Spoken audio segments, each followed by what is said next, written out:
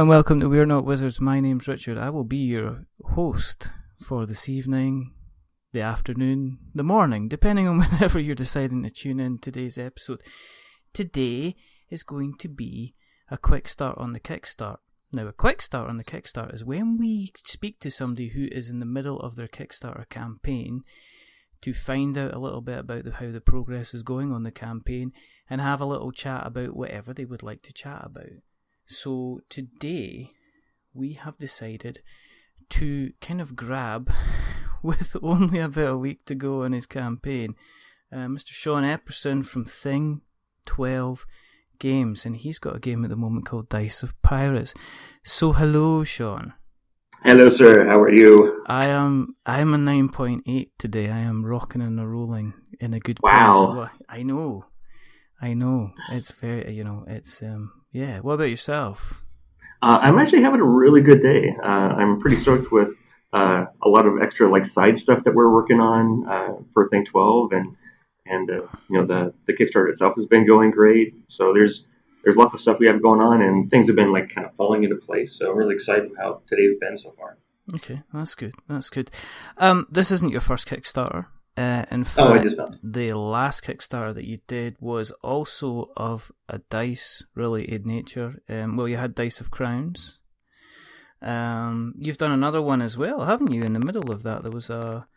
Yeah, there was a card game called Click Click Boom that we did right after Dice of Crowns, which is a bluffing game of Russian roulette that's played kind of like Indian poker style or played like Hanabi. So everybody else gets to see your cards, but you don't know what they are. Okay. So you're quite, you're quite well seasoned being on the kind of the Kickstarter scene. How's the campaign been going so far? It looks like you are 300% and cruising at a steady altitude, Captain. It seems like so. Yeah, it's been going really well. We've been out there at different conventions and board game shops, and talking to people on different podcasts, and just generating more information about the game. But we know the game is fun.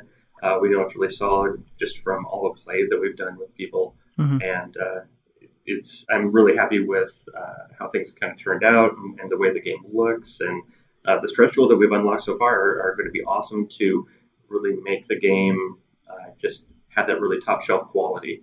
So there's a couple more that we're still wanting to unlock. So the more people that pile on, the more we can do. So. That's good. What's your very quickly? What's your kind of your background with regards to the hobby? How did you get into the hobby in the first place? The kind of the whole world of pressed and printed trees, as I like to say.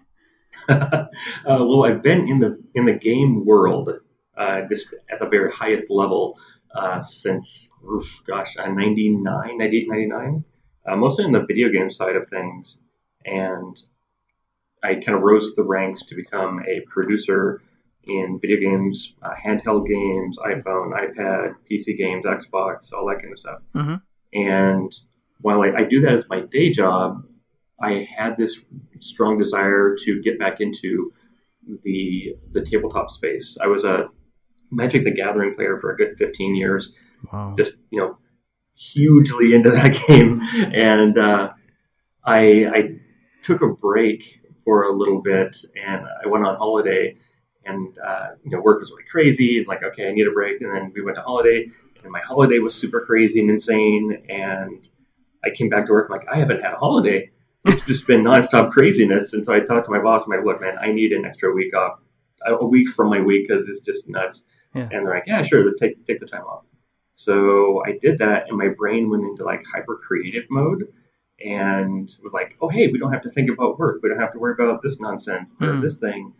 And I dreamed this game called Dirty Tops. And I just started working on it, and I just threw it together real quick with blank cards and started working on it with some friends, and hey, there's something here. It's fun. And so I started taking a look at things that were on Kickstarter, in the tabletop space, taking a look at more games that were out there, and it was my first time kind of oh wait, there's a lot of really cool stuff going on, and I just rapidly consumed as much of the content that was out there as possible, and just dove headlong into the world of Kickstarter, and was backing things left and right, and watching what things worked, what things didn't, seeing how people, manage their Kickstarters, how they mismanage their Kickstarters, all those kind of things. Okay. Meanwhile, a buddy of mine, another producer, he was looking at Kickstarter, but from the financial standpoint, like how you would run a Kickstarter and be able to produce a game and, do all the nuts and bolts behind the scenes kind of stuff to make that happen. And I was looking at it from the creative side, like, how are you engaging audiences? What does your page need to look like to be successful? How are you doing stretch goals? All that sort of stuff. Mm-hmm. And we got to talking, like, we're looking at the same thing, but we're looking at it from different angles. Why don't we work together and create this company, and then we can start doing the games that we really want to do? Because when you're working in a video game company, there's a lot more overhead for that. You don't have a whole lot of room to just do whatever you want to do. No, right? no. You have shareholders you got to account for, and like all this other stuff. Like we were just really like in a space where we wanted the opportunity to really be creative and take the ideas that we've had for a long time and do something with them. And I think that's one of the things that's really cool about the tabletop space is that you can rapidly prototype something and put it together and just find out, is this fun or is this garbage? And so we joined forces together and created Thing 12 Games. And we put Dirty Cups up on Kickstarter, and it did pretty well. One of the missteps that we had was that we overproduced the game, right? We set the goal to be a lot higher than really we probably should have for a first-time game. And we talked to a lot of the backers and found out, well, what were your concerns? What were any reasons that you may not have wanted to back? And the biggest one was you haven't proved yourselves. Now, granted, we've been in the video game space forever, but they don't know that, right? And even still, it doesn't say anything to them. So, okay, let's take a step back. Let's do a smaller game and just knock it out of the park. Make it as awesome as we can. Make it affordable, all that kind of stuff. And at the same time, serendipitously, one of my friends at work, he came to me and was like, "Hey, check it out. I made this game." He's got a 3D printer.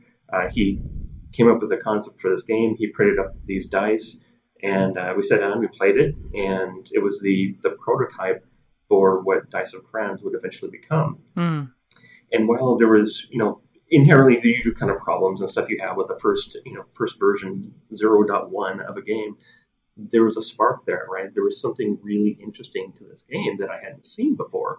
And by this time I've gone through tons and tons of different games. And I talked to him, and I go, there's something really cool here. This is a really unique game, and I'd love to be able to publish this with you. Yeah. And, I know lots of artists. I know lots of illustrators. We can really make this game look really awesome. And he was on board with that. So we did a whole lot of playtesting. I'm part of a group called Playtest Northwest up here in Seattle. Okay. And that gets us into tons of different conventions. We go to board game shops and playtest our games.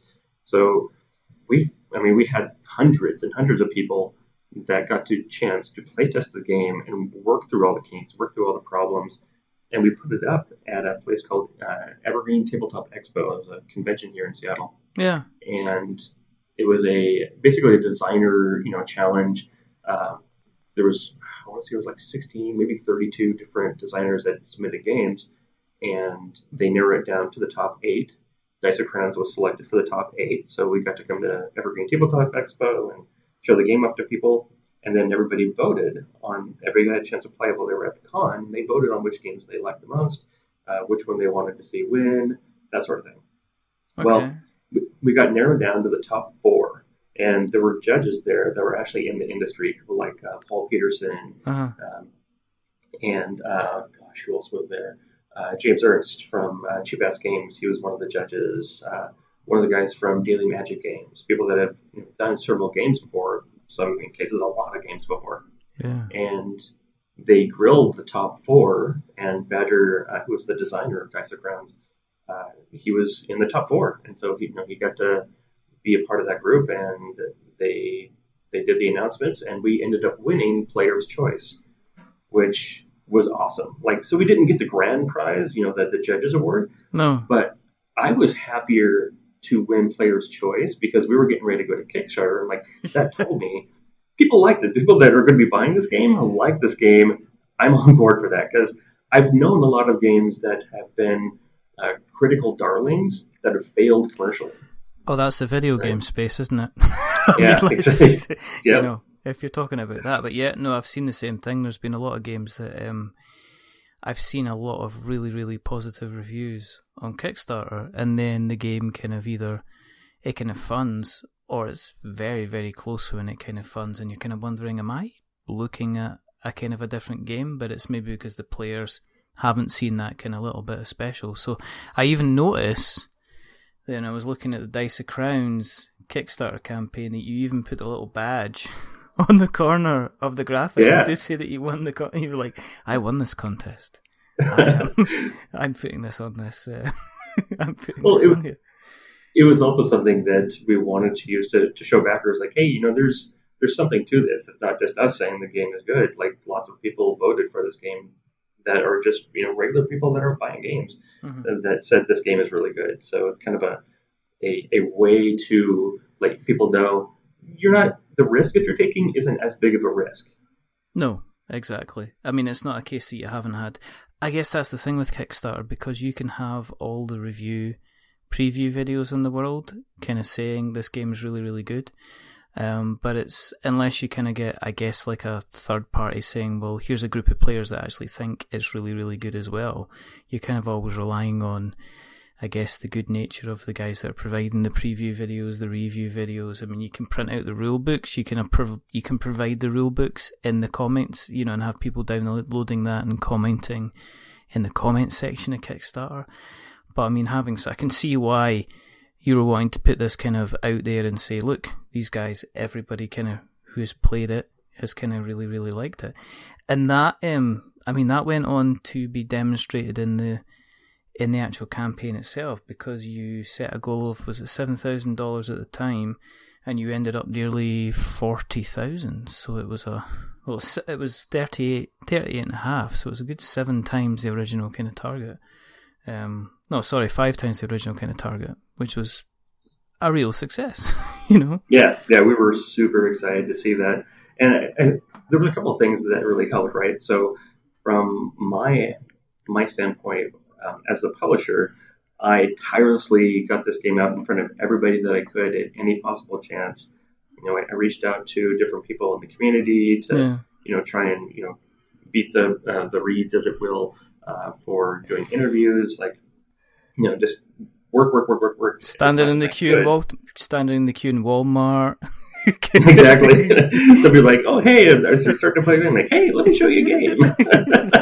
I literally carry the game with me everywhere I go. So any chance I had, I always put it in front of someone's face. And it's one of those games where I can teach it to a non-gamer. Like I've taught it to my daughter's soccer parents that they know Yahtzee, they know Monopoly, and that's about it. And I have them play the game, and they're like, "Oh, this is so much fun! This is so cool!" Because it gets everybody engaged at the same time, and that's a really appealing thing, right? I can just set it out, and there's dice there, and people pick up the dice and they roll. I'm like, "Oh, now that you've rolled that, let me explain what happened." And they're already in. They're like, "Oh, that's cool." So, well, everybody really knows low barrier to entry. Everybody knows how to roll dice. Exactly. Why didn't you? I mean, Dice of Pirates. So you went on. Was that a natural progression to move into kind of what's the next kind of dice game that we can do, or had you planned out to maybe have 4 or 5 different iterations of the dice of kind of game? Is there going to be kind of like dice of spacemen? Is there going to be dice of dinosaurs? I mean, am I trying to hit you to give me an exclusive here, Sean? Well, you're not far off. So when we worked on Dice of Crowns, one of the things that my finance partner and I agreed on is that we didn't want to do just a one-off title. We wanted something that we could do several different versions of, and if it's a successful franchise, then we'll keep doing some more games on it, right? As long as they're interesting and doing something new each time. One of the things we didn't want to do was just do the same game and put a different wrapper on it. That's so lame. I hate it when companies do that. It's just creatively bankrupt. Yeah. So we talked earlier on while we were developing Dice of Crowns, like what would we want to do next? And we knew that we wanted to do Dice of Pirates. That seems thematically appropriate to this world that we were creating. And so when we finally got done with Dice of Crowns and Badger had a good break, he started working on Pirates, and we talked about the core pillars of what makes Dice of Crowns, right? The dice of system. And there's two things that are very critical to that. One is that there's a rule of 3. So in Dice of Crowns, if you get 3 crowns, you get a claim token.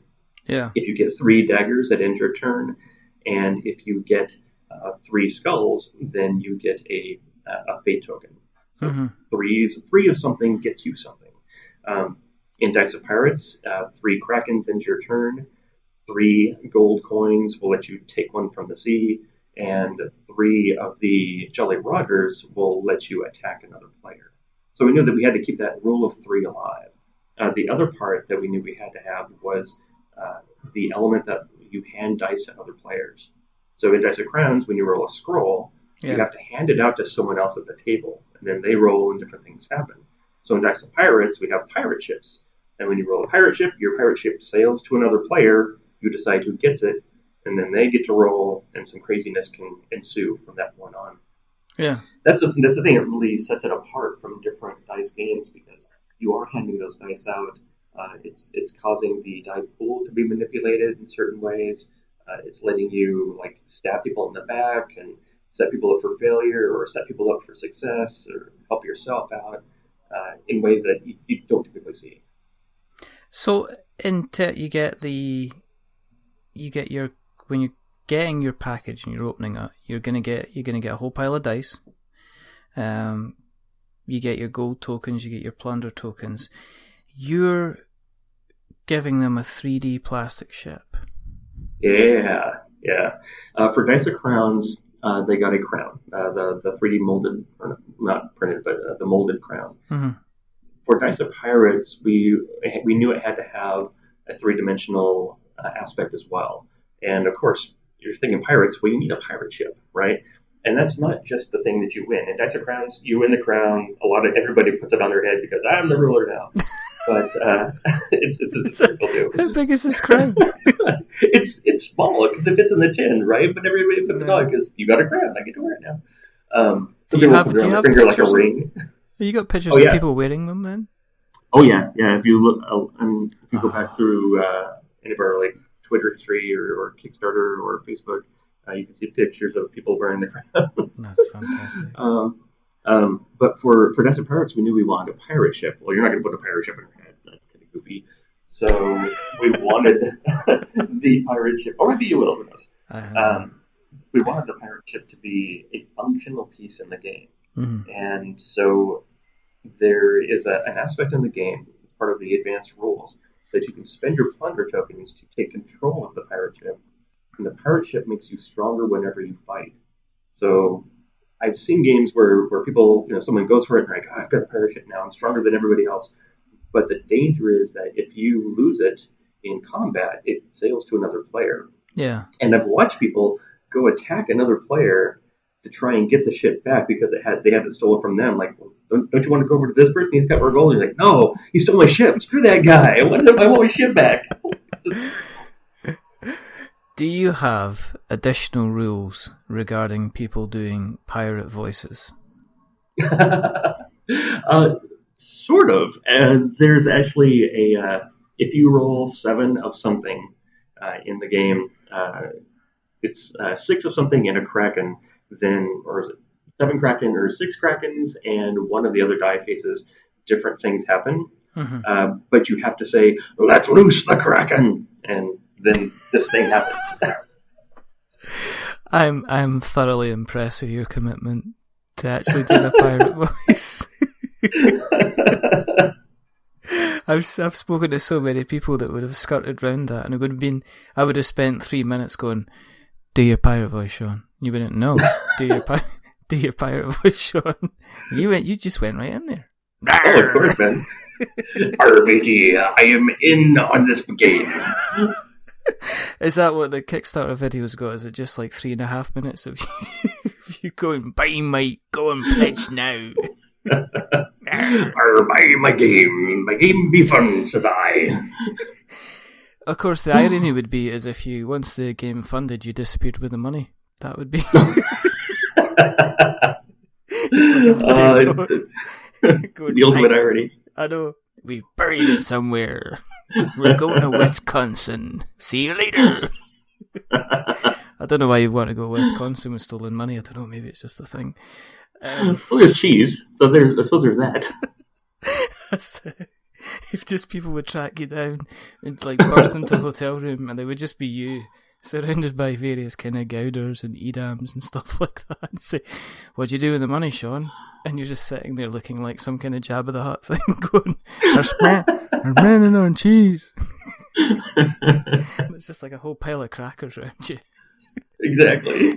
And some kind of cloth that you've been using to wipe your face, and the room would just be. You just reach over and you go, "Stilton." Put your hands up. Put that cheddar down. Anyway. Oh, Lord. Yeah, welcome to We're Not Wizards.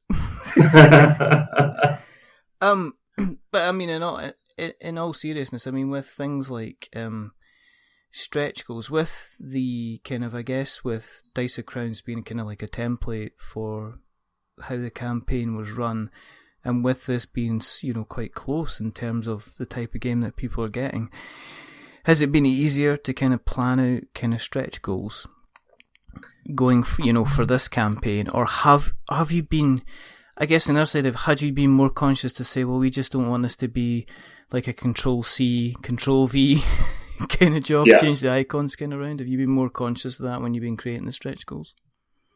We certainly were. We had our stretch goals planned out well before we did the Kickstarter and put it up there. But we also we watched the comment section, and sometimes people will bring things up like, "Oh, we'd love to see something, like X." Right? Like, well, it's a good idea. Let's look into that and see if that's something that we can fold into maybe like a future stretch goal. What we knew we were going to want to have certain things had to be unlocked, but we didn't want to just do a Control-C, Control-V like you were saying. So we it's getting technical there. Yeah. Yeah. So is that kind of led you? You said it's kind of led you down a kind of a slightly different path. Have you got stretch goals planned out up to like 45, 50k, or are you just kind of hedging your bets and seeing what's going to kind of happen with the campaign? Because the campaign seems to have been just, it's been very kind of steady as she goes. It's just, there's extra backers coming on kind of every day. So you still kind of planning things round, or are you at the committed stage with that? No, we actually have stretch goals up to, I think, around the 50k range. We're always like thinking ahead, like where would we want things to go? One of the things that early on I noticed people making a mistake on Kickstarter is to, when you launch your project, is to go, here's all of our stretch goals and the exact funding amounts for every single one of them. Yeah. The problem with that is that it doesn't allow you to pivot and adjust based on if you're being super successful or if you're maybe not being successful, and you need to maybe move things around to try and encourage people to back or to add extra things on to unlock new things, because you've locked yourself into that. So we knew that when we started off, we're only going to show the next stretch goal that's coming up, and we can maybe tease the one after that. Yeah. But beyond that, that's behind the scenes stuff. We're always kind of like, well, let's tweak this number a little bit. Maybe should bring it down a little bit. Yeah. Oh no, this one's really accelerating. We're going to clear that one, so let's push this one a little farther out. Yeah. There's a lot of balance you have to do. Yeah, and there's also the danger that if you print all your stretch goals, and I've seen this before, is that people go, that's actually a bit rubbish. I kind of expected that to be kind of standard, because I think you get into a danger with stretch goals where people kind of expect lots of extra stuff. And if you just say, hey guys, we're going to be, we're going to be putting a kind of a UV finish on the box. And it's like, what, are you joking me? It's like, all right, okay. Kind of calm down. Yeah, no, I think you're right. Kind of holding back. I mean, we obviously. There's also the guys that like they fund on day one and they blow through all their stretch goals, and then they're like, crap, what do we do? We have nothing planned, and so they start like this. We'll put this in, and they ended up at the end of the day. Sure, they were super successful, but because of all these extra stretch goals that they really didn't think through or didn't plan, they're going to actually be negative. Yeah. So you got to be thinking clearly about stuff like that. Yeah, I mean, that's the worst case scenario, is that when, I think, Jamie Stegmaier said that himself. He says, you reach a point in a campaign where it doesn't matter how much more money you've got in the campaign, you can't do anything any cheaper. So the danger you get is if you start to include all these wonderful, fantastic stretch goals, then you can end up kind of getting dangerously close to kind of like losing money on it. You can get to that point where you're like going, oh yeah, we're going to give you everything was going to get like a gold leaf pirate ship. We're going to have to kind of rethink that one. Or the people that do something like, oh, we're going to give you a T-shirt, or things that are like that don't really matter or don't really like pivot back to the game, and then suddenly you're having to deal with something that if you have never manufactured a shirt before, like there's a whole lot of craziness and nonsense you got to deal with that, like sizes and materials and blah blah blah. And you're like, oh my god, now I've got this huge headache of all these stretch goals that aren't part of my game, that have nothing to do with playing a game that I've got to worry about. No. No, I think the worst one I've seen was the guy that says, okay, you can pledge this for the base game, but if you pledge an extra, I think it was like $5 or $10, then your face will appear as art in one of the cards, and his actual pledge amount wasn't that high, so I think it ended up putting the campaign back by years. Because the artist is like going, yeah, we've got like, this is brilliant, we've got like 300 backers, but now I've got to put like 175 of them into all these cards and fit them somewhere, and it's just like been an absolute kind of nightmare.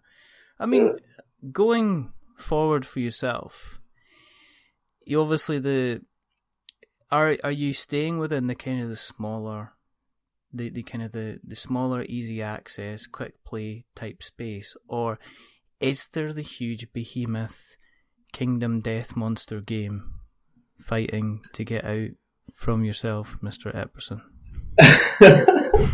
It's like you're reading my mind. It's so funny. So there are some bigger games that I have much farther out.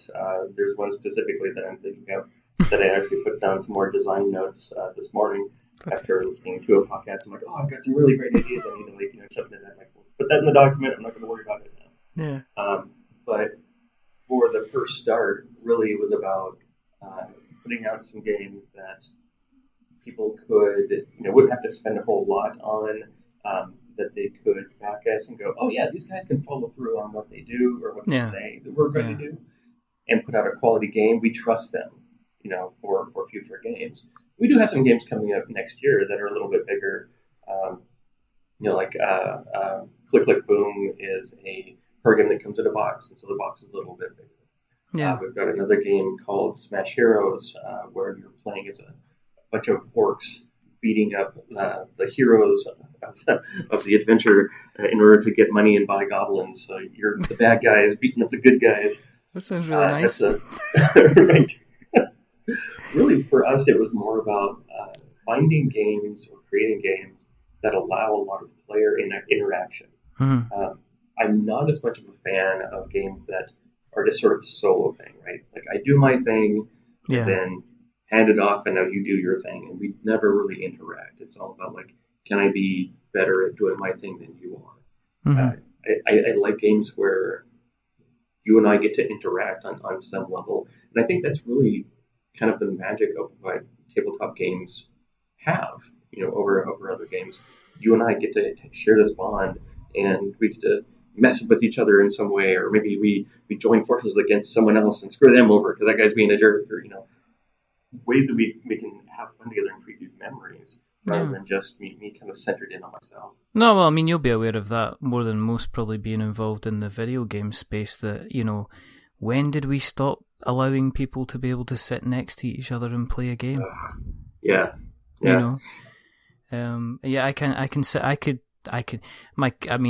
My son, he loves Overwatch. I can't sit next to him and play. Really, he wants to play Overwatch by himself, but I can roll out, say, we can bring out, like, say, Catacombs, or we can bring out Mice and Mystics, we can bring out Pandemic, we can bring out all these games, and everybody kind of sits around the table and we all play together, and like Mechs versus Minions, which we've been playing, and it's that's so good. I'm one day Riot Games will contact me and say, go and stop mentioning that game. We're not going to give you any money. We're not sponsoring you. We've got a bigger reach. We can go outside and we can cough loudly, and we've got a bigger reach than you have. So just leave us alone, or we're going to send you a nasty letter. Okay. In terms of, have you had time to get anything to the table? I mean, with you being involved in, in kind of what general people would say, well, this is what I do to relax. Do you go and maybe, when you go home, do you go and work and, do some gardening or something? Do you like go out and do some physical job or something and say, I'm going to relax this way instead, because it's kind of like opposite world. Right. I still play a lot of games, and I think if you are a designer or a publisher, you sort of have to be doing that because you need to stay aware of where the hobby is going. What kind of mechanics are coming up. What are people doing that are kind of on the new games coming out. What are people bringing to the table, and where can you kind of spin off of that and do something interesting as well? Does that fuel some different ideas for you? So I play lots of games. We're in a group that usually meet about once a week at least. Sometimes we try and meet twice. Okay. But we're also on a podcast, so we have to be able to talk about the new games that are coming out as well. I back an insane number of Kickstarter games, so I try and get those played as well. So really, for relaxation for me is just getting together and playing games with people. Okay. As weird as it sounds. No. Maybe I've got an issue. there's a support group if you go to we'renotwizards.com, /round the table. Then we'll meet like every third Thursday. There's custard creams and coffee, and we can sit and discuss, what we've managed to not play and certainly do play. I do have a question for you though on a pirate-related theme, just to kill two birds with one stone. Okay, you are on the floating cardboard extravaganza, the SS tabletop, and you're surrounded by every conceivable board game that's ever been in existence, including expansions, including main games, including games that have even been out of print. It is a flotilla of pressed trees joy. Unfortunately, you are attacked by Long John Meeple and his horrible band of pirates who decide to put a couple of holes in the old hull of the good old ship. You have about 4 minutes to get off the ship and get to the lifeboat. And you hear the screams in the background and, "Get ye lubbers and sink them! Cut their throats where they stand, sir!" And you have got approximately 4 minutes to grab 3 games. What 3 games do you take with you, Sean, to the lifeboat? You can have any games you want, any expansions you want, but what games do you take with you to the lifeboat so you can sail away? Wow. I would take the others. All right, okay. Eric Lang and Commander Not. Uh-huh. I would probably take Star Realms. Wow. Just that. Yep. I played the hell out of Star Realms, both digitally and the physical copy. There's something about it that I love deck builders, as it were, and that one's it's so fast. I shall have to challenge you, sir. Yes. Damn your eyes, man. Damn your eyes. What What else would I bring? Could I watch out? The water's lapping around your legs now. You're having to start tread water. I would probably bring, I would bring Dice of Crowns. I know it sounds crass to say my own, but it's really weird because in the video game space, when you work on a game for a long time, by the time you get done and it's out, you're like, oh my God, I'm so glad to be done with that game. It could be like a AAA title and everybody loves it, and you're like, I never want to play that game again in my life. Right? If I have to scale one more wall. But I'm being dead honest here. I've played thousands of games of Dice of Crowns, and I still enjoy it. I still love bringing it out to people and playing with it because it's so fast and quick. Like it's, over 10, 15, 20 minutes, but it engages everyone. So we can play it anywhere. So I still play it all the time, which it fascinates me. I'm like, I guess that's good, right? That I like playing the games that I've played 1,000 times, and I'll still keep playing it, and no one's like forcing me to do it. My buddies and I that do gaming, we'll go to a restaurant or something and get something to eat. Like, hey, we're waiting for the food to get here. Want to play Dice of Crowns? And we'll break it out and play. Have you got like an emergency Dice of Crowns in the car? Have you got one in this and one in the office bag? You know what I mean? Well, I carry a copy in my pockets all the time. It's like a power cut. Honey, where are the candles and the matches? They're right next to the emergency Dice of Crowns. Exactly. Because we're doing Dice of Pirates, and I'm having to I'll often playtest that. I carry Dice of Pirates and Dice of Crowns with me, so whenever I'm walking around, you hear me like chattering and you can hear me walking, right? Shake, shake, shake, shake, shake. It's rule number 13, the double tap. Basically, if you can't get them with crowns, then you'll get them with pirates. Exactly. People can step in. It's $10 to step in, isn't it? Yep. And basically to ship, it's $5. You hear that? I'm using the American language and everything. It's $5 if you're going to be shipping to the US. It's $8 if you're going to be shipping to the rest of the world. And so there you go. So basically, $18 is going to get you if you're across this side of the pond, and $15 if you're going to get across the other side of the pond. If you want to get involved in the Dice of Crowns, because it sounds like Sean likes it, so you'd make him very happy. But if you get $25, you'll get that. You get Dice of Crowns and you get Dice of Pirates. So there you go. Sounds very, very. Yeah, we were getting really low on our stock because Dice of Crowns was successful enough that we printed a lot of extra copies, right? So we sent them to local game stores and got them into distribution.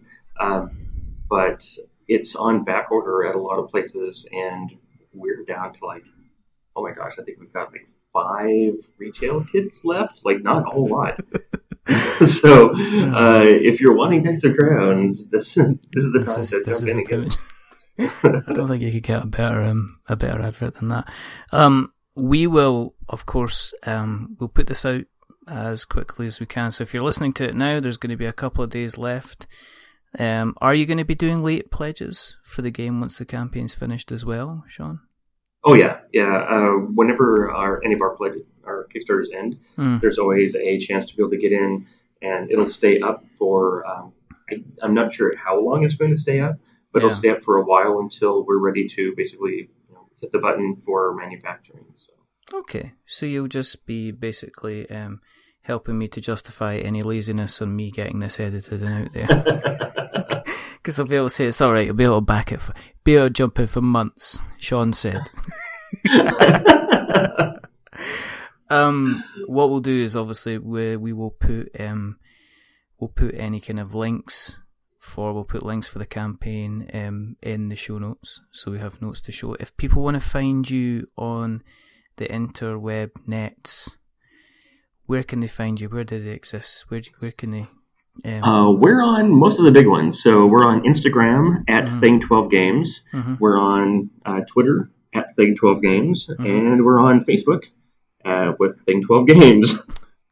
So it's not pretty consistent. That's there's no trickery there.